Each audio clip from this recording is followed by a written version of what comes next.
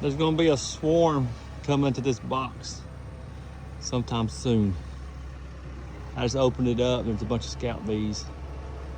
Just checking it out. It may be today. I knew we had a swarm somewhere. It's been watching.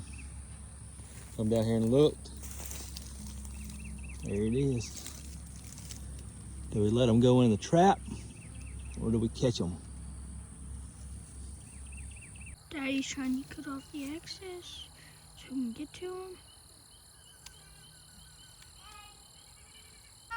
And I have to count again. That's a lot. No, there's bees. Count again.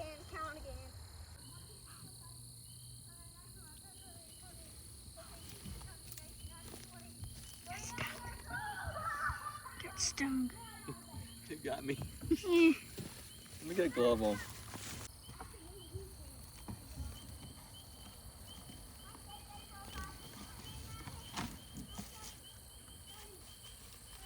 Hold on.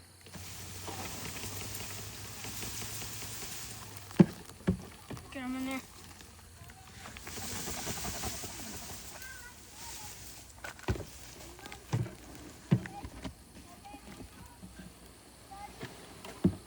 The bees are too tired. No. Okay, I'm gonna end the video. You keep filming. No, keep filming. Putting a bee excluder on. Breathing hose. No, breathing hose first. Wait a minute. No, I'm gonna do this. Cleaning scissors first. Then that. Then you're just gonna put the top on. And that goes this way. That goes that way. Goes, oop, oop, Oh, hang on a minute.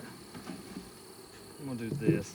And then this. Since that's got that wire mesh on it, I think you put it on there. Mm. Okay. Alright, oh, get one on my face. So I'm not real confident if I got the queen or not. Big pile of the bees fell on the ground. This was a big swarm. And there's still a bunch up there, not all of them tangled up vines. But I moved it over there. I left it cracked open. I didn't catch the queen. They'll either one in the morning, sometime tomorrow, come back to here, or they'll go to that swarm trap that they were scoping out earlier today over there. So hopefully they go in the box. That's the best case scenario. Otherwise, if they go in that swarm trap, I gotta move them 3 miles away in about 2 weeks and then bring them back. So that's some extra work, but hopefully this worked. We'll see. Find out tomorrow. Calling that one a successful catch.